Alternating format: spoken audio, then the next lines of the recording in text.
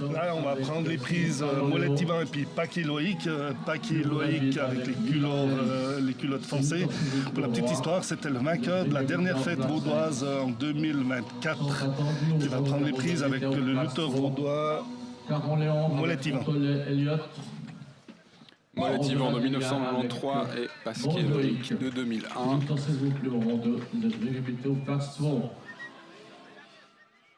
Paquet Loïc qui avait gagné un peu la surprise générale, la fête cantonale l'année passée. Il a un titre à défendre aujourd'hui ici à J. Et donc Molette Yvan qui est en tenue gymnaste, c'est ça, et Paquet Loïc qui est en tenue berger, comme on l'appelle. On rencontre un peu l'histoire des bergers et puis des gymnastes. Bon, c'est parti tout de suite au sol. C'est parti très très vite. Il va directement donner le résultat. Alors ça a été extrêmement rapide, un contre d'Yvan Molette qui, avec un légende aussi, ça permet un peu de se mettre déjà dans la passe au bassin. Attendus au rang 1. Et voilà, le jury qui a fait le contrôle. Baliman Sandro face à Ducré et là, on voit toujours la main droite prend la prise derrière au ceinturon et puis la main gauche sur le canon devant. Il peut aller devant et derrière. Là, ça part tout de suite, belle action. Aussi Sigentar Léo qui essaye d'entrer le jeu. Il part en prise de tête, ça se défend bien. Là aussi, situation dangereuse, il se récupère bien. Bon, Ducré c'est quand même un lutteur qui est puissant, et puis le manœuvrer à terre, c'est aussi pas facile. Là. Il y a quand même une petite différence de poids entre les deux lutteurs. Oui. Aussi, ça reste... Ça aussi, c'est une particularité dans la lutte. Il n'y a pas de catégorie de poids aussi. Tous les lutteurs se rencontrent. Et puis là, il y a une différence aussi. Et puis, c'est vrai qu'il faut essayer de déstabiliser son adversaire aussi par des prises. Quand un lutteur est plus léger aussi, c'est essayer de le mettre dans des situations délicates. Bon, en tout cas, ces premières passes, elles sont pleines d'action. Hein. Je ne pensais pas que ça allait comme ça. Ça va tout de suite au sol. Il essaye. Oui. Ah, il se maintient bien en se maintenant dans la cuisse de son adversaire. Là, on voit qu'il essaye de venir au bourre-griffe, de mettre sa main à l'intérieur de son entrejambe et puis d'essayer de le mettre sur le dos. Mais Ducré arrive à s'en sortir. Bon, en tout cas, il est assez en position défensive dans sa première passe de la journée. Sandro Baliman qui est très très offensif dans cette passe. On voit qu'il essaye de chercher la victoire d'entrée de jeu aussi. C'est lui qui met le tempo, Sandro aussi. Il dicte le rythme jusqu'à maintenant.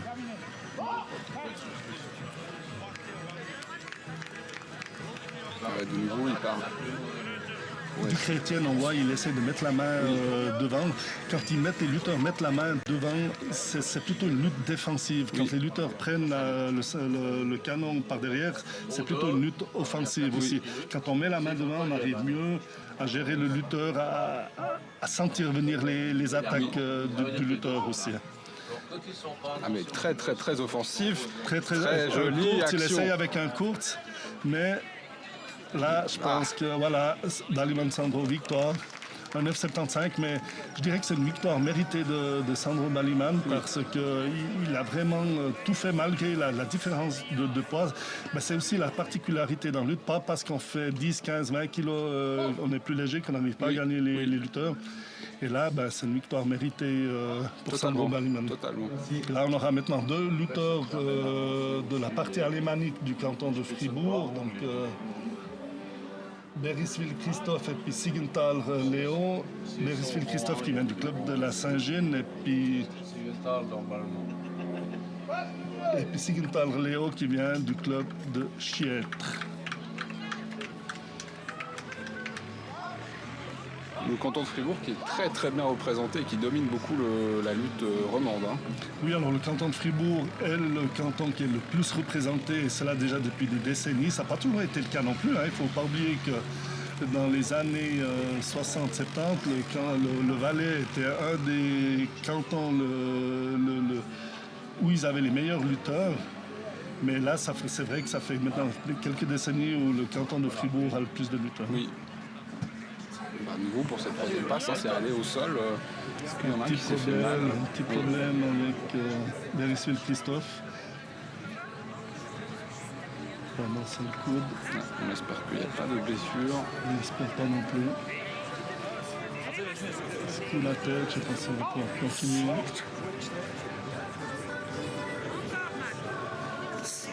Qui s'est ses pieds dans le mauvais sens. Apparemment, ils sortent les lutteurs et on verra s'il peut continuer la passe. Ouais, on n'aime jamais voir les blessures. Oui, oui, quand on enchaîne les avec l'autre passe.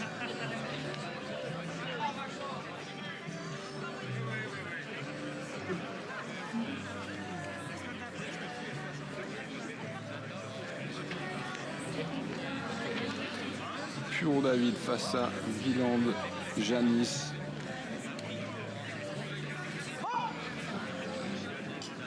Et ils sont partis. Oh, de nouveau, ça part en offensif, ça fait plaisir à voir ces premières passes là où il n'y a pas trop de mesurage.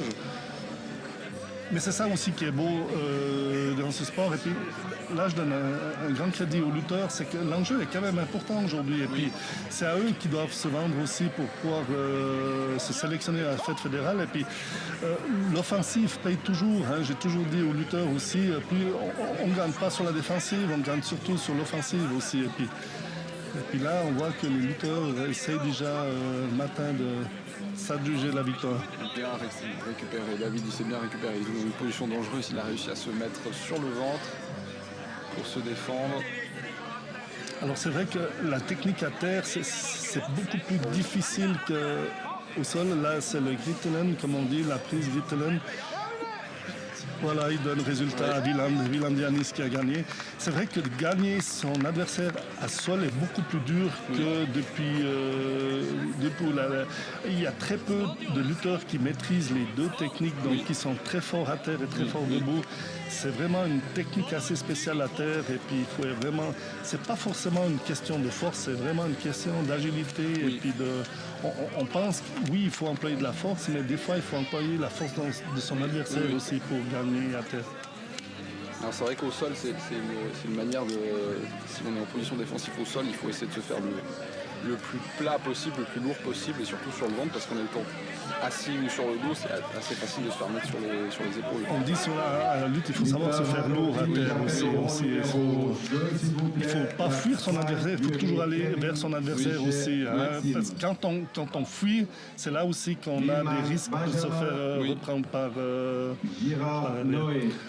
là, on a Dorian Kramer avec Sturny. Se présente au rond numéro 3, au Platz 3, Ray Arnaud, Wolf Samuel. Sturny Lukola qui est un lutteur très puissant aussi, hein, il a une bonne masse corporelle. Au rond numéro 3, s'il vous plaît.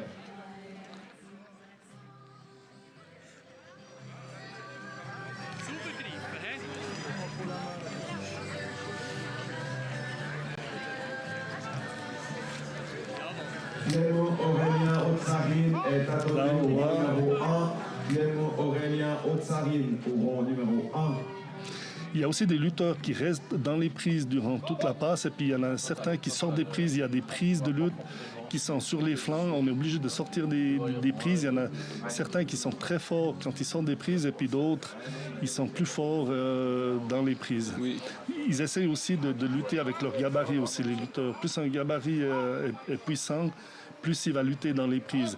Mais là, on voit aussi Sturny Nicolas, il a quand même la main qui est devant aussi. C'est vrai que Dorian, c'est un lutteur qui est assez agile, qui est assez technique aussi. Il faut toujours faire attention, mais là, Sturny Nicolas, il est plutôt sur un début assez défensif, comme il prend la prise avec la main gauche.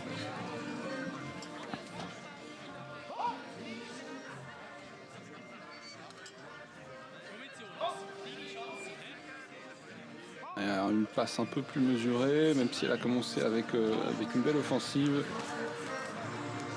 Elle se cherche encore. Exactement, ils essaient de se chercher. Tony Nicolas, on voit, il essaie de sortir des prises. Je pense qu'il est... Il n'est pas bien quand il est dans les prises, mais peut-être devrait-il aussi prendre plus la prise derrière avec un gabarit comme Dorian Kramer.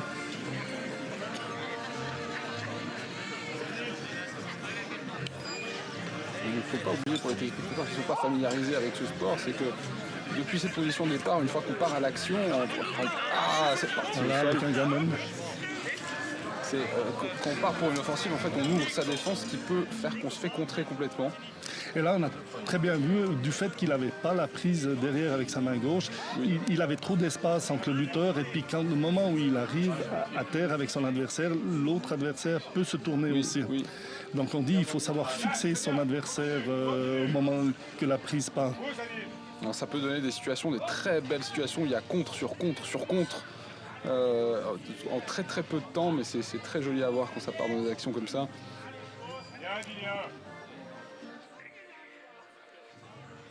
Et puis il faut aussi savoir gérer une passe, hein, la passe qui va durer 6 minutes aussi. Oui. Hein. On ne peut pas attaquer pendant 6 minutes discontinuellement. Il y a aussi des phases où on doit peut-être un peu plus être en retrait pour pouvoir attaquer après aussi. J'ai jolie attaque qui a été contrée et il part pour sortir du rond. Effectivement, qu'il y ait une défense qui est pas trop mal. Ça permet de rompre le contact quand on est dans une situation un peu difficile. Et là, on voit aussi, dès qu'ils arrivent au bord du rond, les lutteurs, le jury arrête la passe pour reprendre les prises. Les lutteurs ne luttent pas hors du rond de tir. Oui. Donc on peut voir parfois des prises debout, aller s'approcher du bord du rond pour justement éviter de prendre trop de risques tout en pouvant attaquer. Ça peut être une tactique. Ça peut aussi être une tactique. Les lutteurs se rapprochent du bord et puis ça permet aussi de tuer le temps. Si un lutteur voit que son adversaire est peut-être trop puissant, il essaye de tuer le temps comme ça et essaye de sortir aussi. Ce qui ne va pas lui engendrer une bonne note. Hein. C'est une note qui sera de 8,75. Hein. Là, comme les lutteurs luttent pour l'instant, on se dirige vers 8,75. Il n'y a encore pas eu assez d'action concrète des lutteurs, même s'il y a eu au début quelques très joli. Très joli. Ça, on n'est pas sur une souplesse là. Hein. Non, on n'est pas sur une souplesse là. Mais c'est un flank, c'est une prise de flank, mais c'est vrai que c'est très joli de Dorian Kramer. Et là aussi, on voit aussi que le lutteur qui est peut-être un peu du gabarit un peu plus inférieur à Tony Guido, il a quand même toutes ses chances, il arrive à le faire décoller aussi. Ça demande aussi un peu plus de puissance aussi. Dorian qui demande au jury d'aller à la fontaine. Apparemment, il a reçu un peu de sciure dans sa bouche. Oui.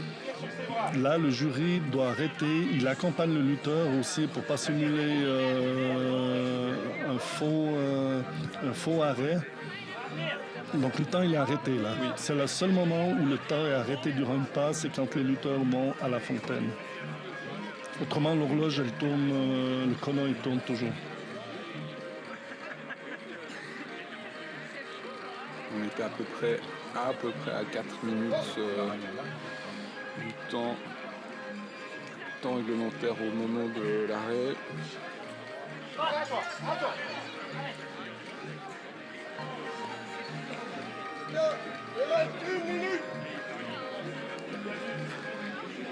Là aussi, quand plus la passe pas, à 1 minute avant la fin du combat, le jury il annonce la minute aussi. Oui.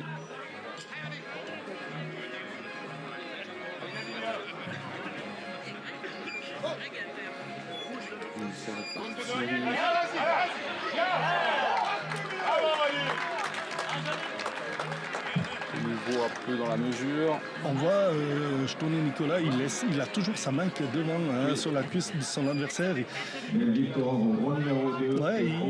peut-être pas assez de risques contre Dorian. Ça, c'est des lutteurs, on doit pouvoir les fixer vraiment déjà debout pour justement pas leur permettre qu'ils puissent sortir des prises et puis faire des prises comme il a fait tout à l'heure. Là, il va essayer.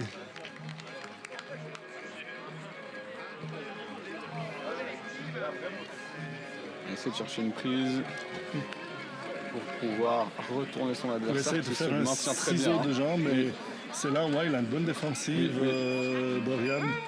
Il essaye de se faire large à terre, de mettre tout son poids, d'écarter les bras aussi, de ne pas donner ses jambes à son adversaire aussi, parce que s'il arrive à rentrer dans le ciseau, eh ben c'est vrai que ça reste des situations. Puis là, il voit, je tourne Nicolas, il voit qu'il n'a rien à faire. Il se dit, je m'élève, j'essaye. Je rappelle que quand le contact est rompu, ils doivent se séparer, se remettre debout, reprendre la prise normalement.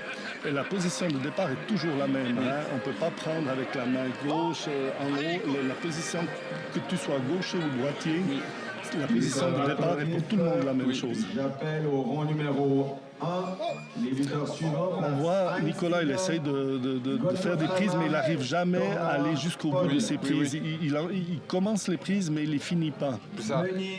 Alors les actions sont belles, hein, mais on voit effectivement qu'il ne va pas aller... Il ne va pas jusqu'au bout de son action. Antoine, Duplan, Steve. Voilà, passe nulle. Donc c'est une passe qui n'a pas de résultat.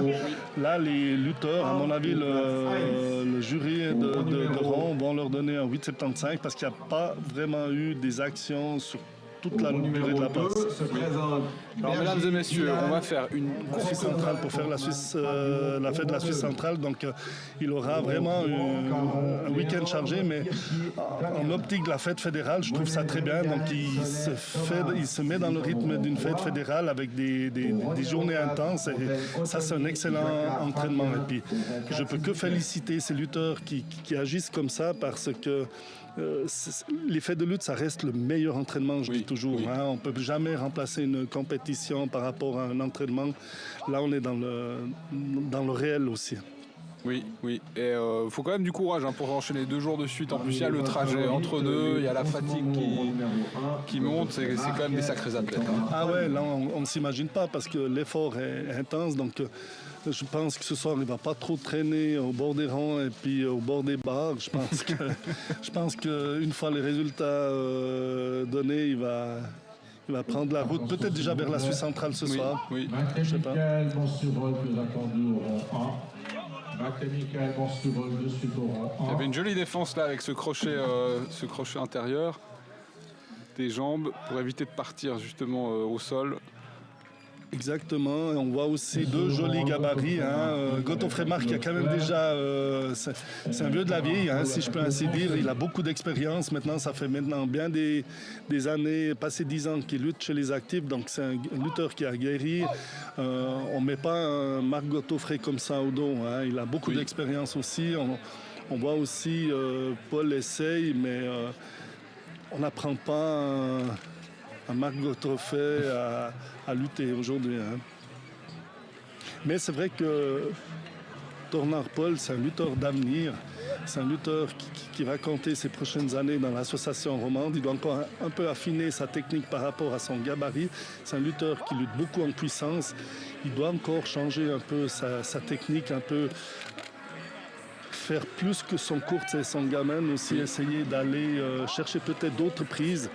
Mais ça vient en faisant beaucoup d'entraînements, en enchaînant les entraînements, des prises et des fêtes de lutte aussi.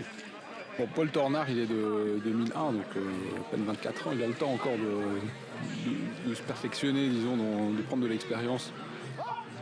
Exactement, et puis on voit aussi un course de...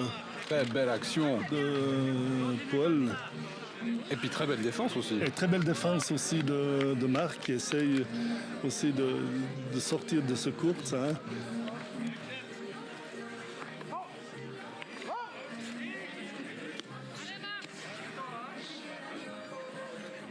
C'est très différent pour les téléspectateurs qui étaient avec nous la semaine dernière à Loeche-les-Bains. Là, cette première passe, elle est vraiment très vive, pleine d'offensive.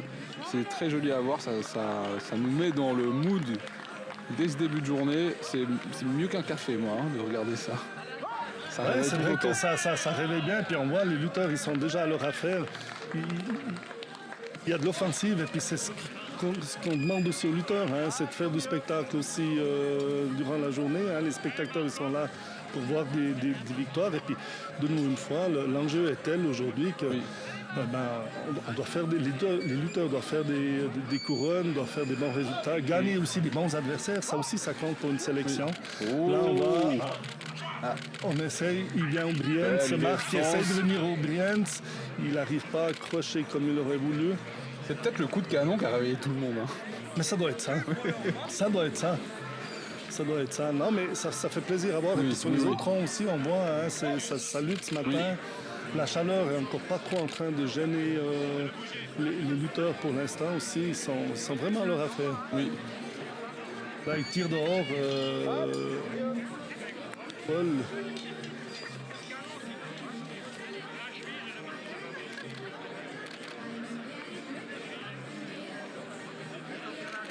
On voit aussi les deux lutteurs, ils ont la prise, ils prennent devant aussi. Ça, oui. Ils sont quand même un peu sur leur garde aussi. Hein. En première passe, après on verra avec d'autres adversaires, ils prendront forcément plus sur le côté, plus serré. C'est une tactique aussi que les lutteurs ont des fois en première passe, de ne pas prendre trop de risques encore. Oui. Faut pas oublier qu'ils ont 6 passes au total à faire dans la journée, donc il faut aussi savoir, c'est une réflexion tactique, hein, de savoir se maintenir et pas forcément tout donner sur les premières passes et se retrouver sans énergie plus tard dans l'après-midi. Exactement, et puis c'est comme on a dit aussi, les lutteurs forts se rendent compte d'entrée du jeu. Hein. Ils n'ont pas des lutteurs moins forts ou avec moins d'expérience. Une très belle tentative. Là, il essaye, Paul. Mais il ne suit pas à terre. Hein. Belle défense, ouais. Belle défense de Marc. Il ne suit pas à terre hein, pour l'instant. Paul, il aimerait gagner son adversaire depuis debout. Oui. Mais je dis, on ne met pas un Marc Gotoffrey comme ça au dos. Il faut quand même beaucoup de puissance pour mettre Marc au dos. Oui. C'est un lutteur qui est très malin aussi, qui a une bonne technique et puis qui arrive aussi à sentir son adversaire aussi. Une passe de lutte n'est jamais terminée avant le gong final. Donc tout peut arriver à la dernière seconde encore. On l'avait vu justement la semaine dernière à l'Ochlema, il y avait une magnifique victoire dans les 5 dernières secondes de la passe, c'était assez incroyable à voir.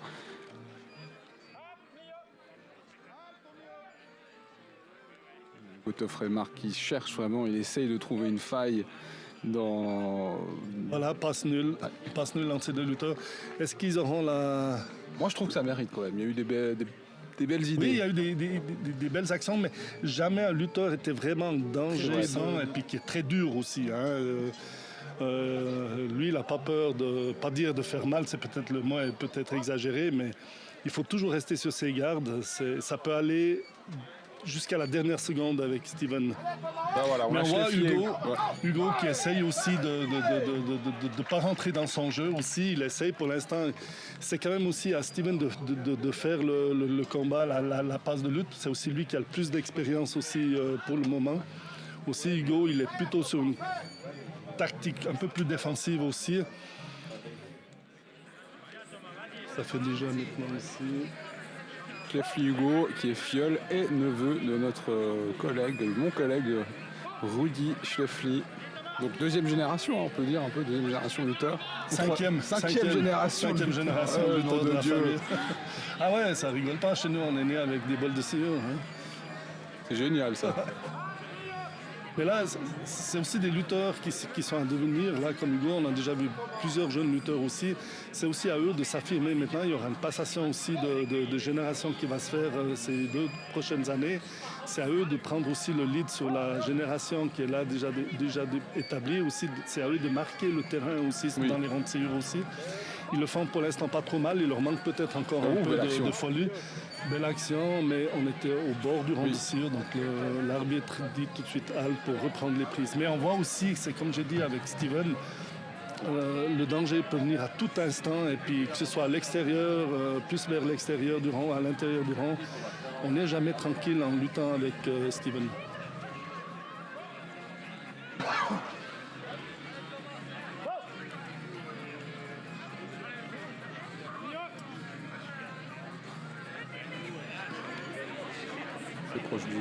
assez proche du bord du rond. Là, on l'a vu justement tout à l'heure dans cette action. cette tactique d'aller s'approcher du bord qui permet justement d'être sauvé un peu par...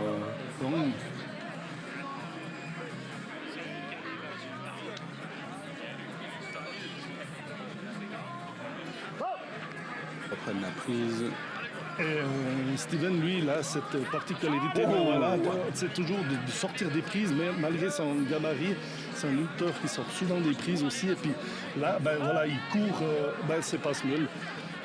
Ça peut aussi des fois être un peu venir à l'encontre de sa tactique à Steven parce que des fois il essaye trop dans les dernières minutes et puis c'est dommage parce qu'il a cette puissance qui lui permettrait de prendre un résultat beaucoup plus vite durant la passe. Là aussi, je pense à 8,75 pour les deux lutteurs. Pour Hugo, c'est quand même aussi une petite victoire parce que faire nul avec un Steven Moser sur une feuille de notes, c'est quand même assez positif durant la journée. Léo, Monet Ivan, Léo Léo auf Platz 1. Sont attendus au rang numéro 3 au Platz 3.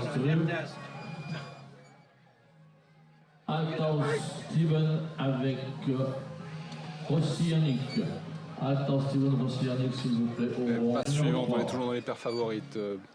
Bunny Ralph. Alors ça, c'est un lutteur qui est invité, Bunny Ralph. Donc il y a un club de Sorsas qui Tsurtsibit, qui est invité aujourd'hui. Et puis là, il prend les prises avec Matt et Michael du club de Montsurol, donc un des locales de la fête. Aussi, Matt et Michael, ça fait aussi déjà, je l'avais déjà comme lutteur quand j'étais chef technique en 2010 à la fête fédérale de 2010.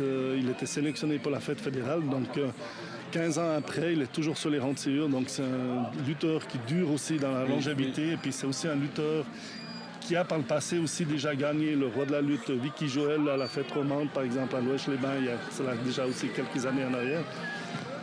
C'est un lutteur qui est toujours spectaculaire à avoir lutté parce qu'il fait toujours des très très belles prises assez spectaculaires. Malgré son petit gabarit, lui, il est dans les plus petits gabarits durant cette journée. C'est vraiment fascinant de voir justement qu'il n'y a pas ces catégories de poids et qu'il y a des plus petits gabarits qui peuvent prendre le dessus sur des plus gros, où c'est vraiment la technique qui prime complètement sur les différences de poids. Là, on voit aussi le lutteur Bunny qui a un cache-oreille. Aussi, c'est pour éviter d'avoir les oreilles en fleurs de chou, comme on dit ça, les oreilles des lutteurs. On voit ça aussi, c'est des cases de rugby. Les fameuses oreilles en chou-fleur qui est portée par les anciens, les plus vieux, ils avaient presque une certaine fierté à avoir les oreilles en chou-fleur. Il y a un lutteur, je sais, des frères Martinetti de Martigny, il n'avait pas les oreilles de chou-fleur et puis il était tellement vexé de ne pas avoir les oreilles de chou-fleur, il se frottait comme du mormoran pour pouvoir après aller dans les bars le soir et puis dire moi je suis aussi un lutteur, j'ai les oreilles. Donc, mais ça c'est véridique. Hein, moi j'ai toujours dit, moi j'ai pas les oreilles de chou, j'ai dit moi j'ai pas lutté avec les oreilles, moi je luttais avec tout le reste, mais pas avec les oreilles. Mais c'est vrai que c'est une certaine fierté d'avoir. Mais c'est très douloureux aussi, hein, quand l'infection commence, c'est une inflammation du cartilage. Voilà, jolie course de Matt et Michael. Michael, ça reste toujours un danger. Hein. Il donne le résultat. La table donne le résultat à Michael. Alors, c'est vrai que de notre côté, on n'a pas bien vu. On n'a pas bien vu. Je ne sais pas si on le verra mieux au ralenti. Numéro 1 de Matt et Michael. Là, on l'a vu à l'écran, en tout cas, pour les personnes qui ne connaissent pas la lutte, vous voyez que les lutteurs Et là, on va prendre les prises du plan Steve, le couronné fédéral qui a fait sa couronne fédérale à Pratteln en 2022. Il va affronter le fribourgeois Ducry Antoine du club du Mouret. Aussi, deux jolis athlètes. Hein. Ducry Antoine qui a une belle technique aussi. Et puis Duplan Steve, lui les couronnées fédérales, on ne devient pas couronné fédéral comme ça. Donc il a quand même aussi un bon palmarès déjà, une belle technique aussi. Il a été pas gâté ces dernières années par plusieurs blessures qui l'ont toujours un peu freiné, qui a toujours un peu retardé dans son développement aussi. Et là aussi pour lui, c'est prendre confiance aujourd'hui parce qu'il sera naturellement aussi attendu à Molis lors de la fête fédérale comme couronné fédéral. Oui. Tu touches des couronnées fédérales d'entrée aussi, la première passe, et puis c'est de prendre confiance, essayer de gagner des fêtes aussi. Ça met en confiance le lutteur. Mais le lutteur qui lutte avec un couronné fédéral ne veut pas perdre. Donc ça aussi, et voilà, un court de Steve Duplan. Très très rapide, très très belle prise de Steve, là, un joli courte. Expéditif. Mais ça, je pense, ça fait du bien aussi pour Steve aussi de gagner des passes comme ça rapidement aussi, ça le met en confiance aussi. Et ouais. Il y avait une belle tentative de défense d'Antoine Ducré. La sûre, c'est pas la même chose que ponter sur un tapis. Hein, mais on peut, au moment de réceptionner les chutes, il y a des lutteurs qui arrivent carrément à arriver sur la tête et donc les épaules ne touchent pas. Exactement. C'est assez impressionnant. C'est toujours très spectaculaire. Là, regardez, voilà, vous voyez, il a fait ce ponté dans ce replay. Beaucoup. Là, vont prendre les prises aussi. Le deuxième couronné fédéral du jour, qui est Romain Collot, qui a aussi fait sa couronne fédérale en 2022 à Pratteln. Il va aussi un jeune talent du club de la Saint-Gilles qui est Zbinden Silvan aussi, c'est un lutteur à devenir. C'est deux, plus ou moins de la même génération. Silvan est peut-être un peu plus jeune aussi. Romain, lui, il a gagné déjà une fête fédérale, mais des espoirs en 2017. Oui. Alors, Collot Romain, qui est né en 2002. Zbinden Silvan de 2004. Rudy, ça vous fait pas bizarre de se dire qu'il y a des gens de 2004 qui sont adultes là? C'est vrai, ça me perturbe. Ouais, moi ça me perturbe aussi un peu parce que quand j'ai arrêté ma carrière, ils étaient encore pas nés. Voilà. Non, mais c'est ça qui fait aussi, c'est que le sport il continue et puis c'est ça qui fait plaisir à voir. C'est des jeunes qui sont là, qui font des couronnes fédérales, c'est magnifique. Et puis, ouais, on n'est pas passé le loin. Sport y vit, le sport y vit. Oui. On n'est pas passé loin de Romain. Ben, c'est aussi à Romain de faire la passe contre des adversaires comme Sylvain. C'est Romain qui doit faire la passe. Oui. Sylvain, lui, il peut se permettre un peu d'être un peu plus sur la défensive, là, mais quand même, on voit qu'il essaye de prendre la prise derrière. Donc, ça veut dire qu'il cherche aussi une certaine lutte offensive aussi. Oui. Et on voit qu'il essaie de le prendre aussi au court. L'important, c'est de savoir déstabiliser son adversaire, de le mettre dans des positions assez inconfortables, de trouver son point faible aussi de l'adversaire.